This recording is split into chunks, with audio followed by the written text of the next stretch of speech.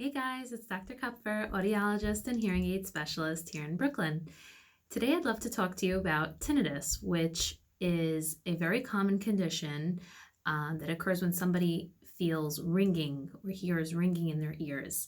So the ringing can sound anything like ee or shh or boom, boom, boom, boom or all different sounds. It can sound like any sort of number of sounds. But the idea is that it's not something that's going on outside. It's being produced in your ear, in your head, and usually it's something that's lasting more than 5 minutes at a time. And a lot of people who have this feel as though they can't escape it, and they wonder what to do. So typically what happens is they go speak to their primary doctor, and the primary doctor will usually tell them that that there's no cure for it, which is actually true because there is no cure for tinnitus. However, audiologists are trained to manage disorders of the ear, including hearing loss and including tinnitus and including other things. And happens to be that tinnitus is usually a sign of hearing loss. Even a very slight hearing loss, even a hearing loss that you're not noticing in your conversations, in your daily life, even a very small amount of hearing loss, as I said, can cause tinnitus. Basically, our brain receives sound from our ear, and when any part of our ear is damaged, even a little bit, whether from noise or whatnot, or even if any part of our ear is like slightly offset, even sometimes by a cold or by a lot of earwax, if something is not quite right and the brain is not receiving the sound that it's used to receiving, the brain makes its own crazy sound and the person will notice that. So often the way that we treat tinnitus is by giving the brain back that sound. So if a person has an earwax blockage, obviously we have that removed, and oftentimes that resolves their tinnitus. If their outer ear is fine, their middle ear is fine, they don't have fluid or anything, the only thing that they have is just a permanent hearing loss, which is usually caused by damage to the cochlea, whether from aging, whether from noise, whether from other health conditions.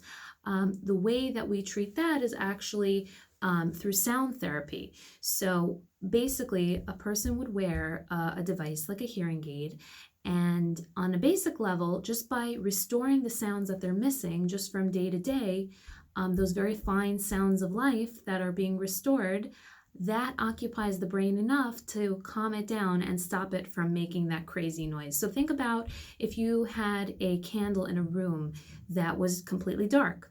All you notice is the candle, right?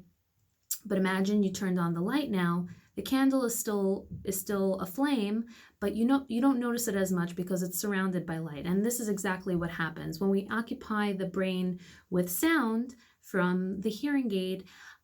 You actually don't notice the tinnitus anymore, even though it is still there subtly.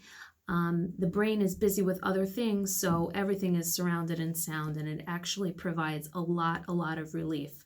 Now, if just restoring those sounds is not enough for someone and they're really distressed by their tinnitus, which can be common, we are also able to add in other calming sounds through the device. So the goal of this is not actually to mask the tinnitus directly, but to cover it up just enough that a person can get used to it and kind of put it in the background and distract themselves with more calming sounds that don't ramp up their emotions as much, don't get them into that cycle of anxiety and nervousness, the fight or flight response that a lot of people experience with tinnitus, because they feel that they have this noise and they don't know what's going on. They think they might be in danger. They think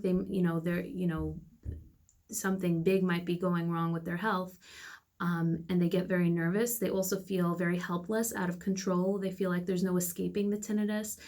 So when somebody is very emotionally worked up from the tinnitus, it's helpful to break that cycle and to deregulate that and actually, calm oneself down.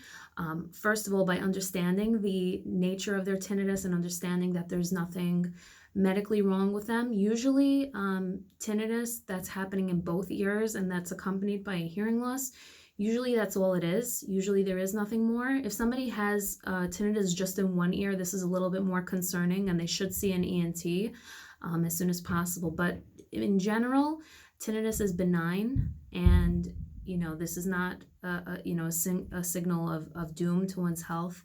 And there are ways of successfully managing it. Okay.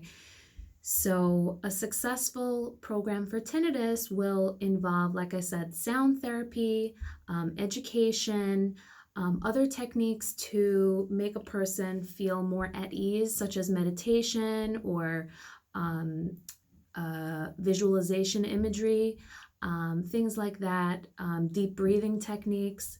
These kind of things will also help a person if they're having trouble falling asleep at night or having trouble, just getting a break from their tinnitus. All these things can help them. And of course, when needed, a person would, speak to a therapist about it. But we don't just have to accept that it's there and that there's no cure. You should be wary of supposed cures on the internet, because again, it is true that there is no cure, but there are definite ways to find relief, and I'm happy to help you figure out what will be the most soothing and most providing of relief to yourself. Okay, so I hope this was informative, and leave your questions in the comments below. Take care.